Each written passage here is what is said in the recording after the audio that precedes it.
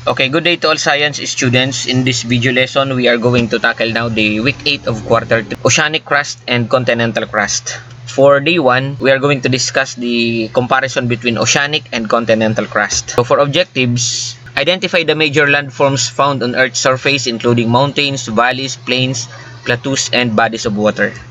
Illustrate a detailed mini poster in the Draw Our Earth's Beauty activity that visually represents how Earth's surface supports life using proper labeling, color, and creativity. And number 3, appreciate the importance of Earth's surface features in maintaining life and supporting human activities. For activity, let us answer these questions. Number 1, the layer where we live, okay, that is crust. The largest body of salt water, okay, ocean. A highland form with steep sides, mountain. The continuous movement of water cycle. Land with fertile soil and flat surface, plain. Number 6, helps control Earth's temperature, climate regulation. Homes for living organisms, ecosystem.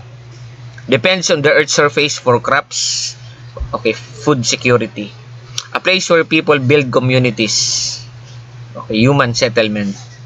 The beauty we see on the planet, okay, the Earth's surface. Okay, have you ever stood on the edge of a beach and felt the cold breeze on your face, or climb on a hill and felt your legs burned but your heart sore at the view? Maybe you've seen a river rush after a heavy rain or watched smoke curl from a faraway volcano on the news. All these feelings and sights are the Earth's way of speaking to us, telling stories about its mountains, oceans, plains, and valleys. Okay, let us explore the magnificent Earth's surface and discover why it matters to every living thing, including us. What makes Earth's surface magnificent? Okay, letter A, or the first one, is mountains. It is tall, rocky landforms that rise above the land.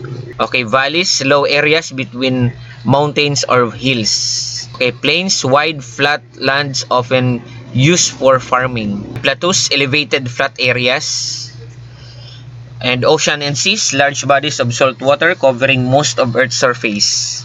How does Earth's surface support life? There are 3 aspects: the environmental health, human health, animal health, that is the ecosystem health. Importance: Earth's surface provides habitats for plants, animals, and humans.